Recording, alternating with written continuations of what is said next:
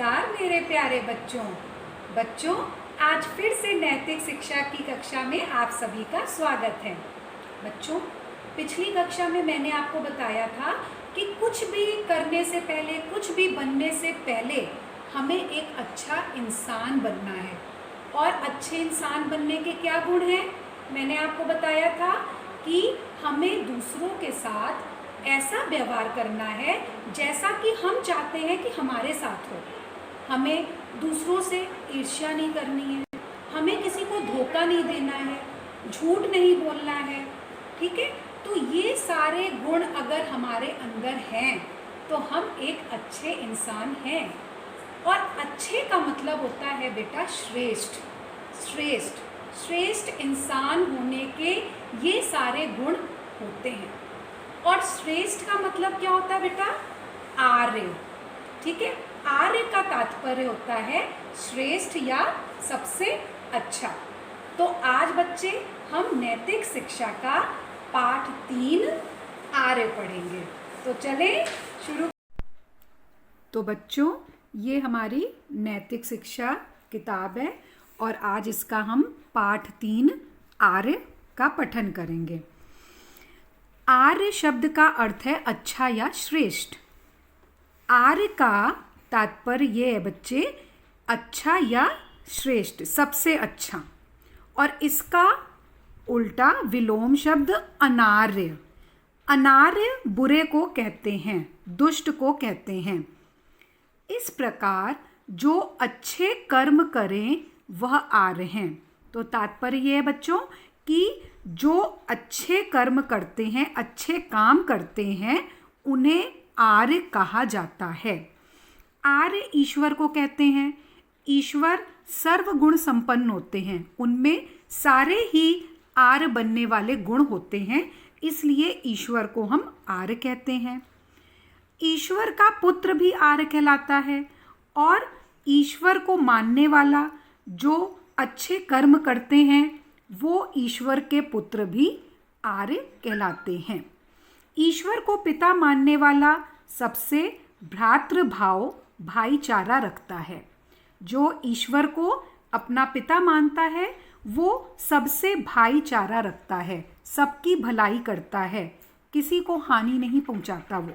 वह किसी को हानि नहीं पहुंचाता, सबकी भलाई करता है, सबके लिए अच्छा कर्म करता है। सदाचार का पालन करता है। सदाचार तात्पर्य सच्चा आचरण। जो अच्छे कर्म, सच्चे कर्म करते हैं उन्हें हम सदाचार कहते हैं।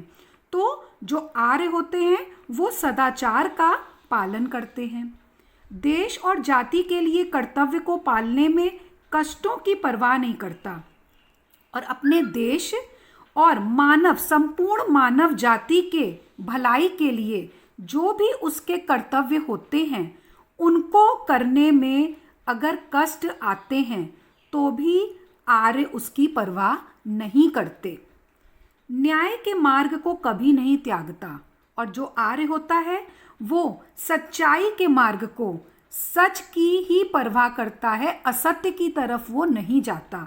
वो हमेशा जो सही है उसी की तरफ, उसी का मार्ग अपनाता है। हमारे पूर्वजों में ये सभी गुण थे। बच्चों, पूर्वज का तात्पर्य क्या हुआ? जैसे हमारे दादाजी, आगे उनके पिताजी, आगे उनके दादाजी, फिर उनके आगे दादाजी, परदादा, तो इनको हम पूर्वज कहते हैं।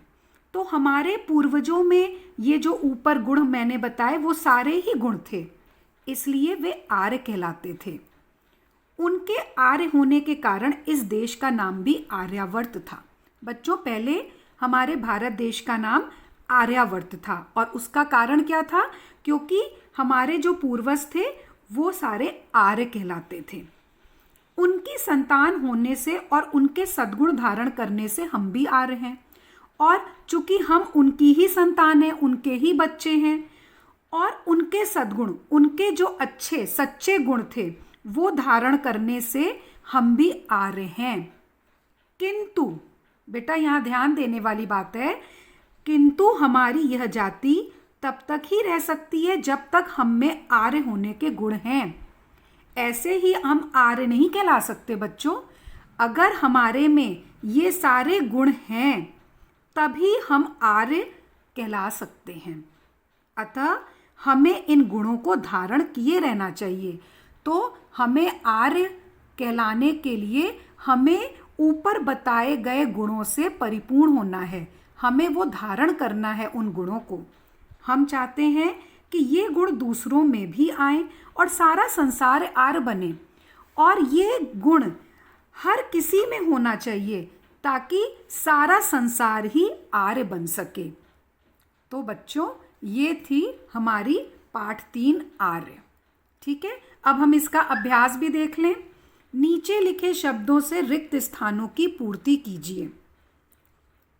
पुत्र, आर्य, आर्यावर्त, संसार, मार्ग। पहला बेटा, जो अच्छे कार्य करे वह आर्य है। आर्य न्याय के मार्ग को कभी नहीं त्यागता। मार्ग, हम चाहते हैं सारा संसार आर्य बने। संसार, इस देश का नाम आर्यावर्त था। आर्यावर्त, ईश्वर का पुत्र आर्य कहलाता है। पुत्र। तो बच्चों, ये था अभ्यास और ये था हमारा पाठ 3 आर्य।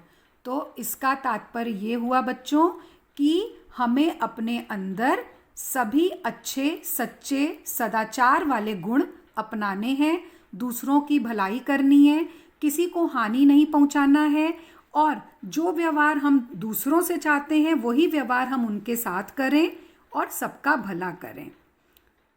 धन्यवाद।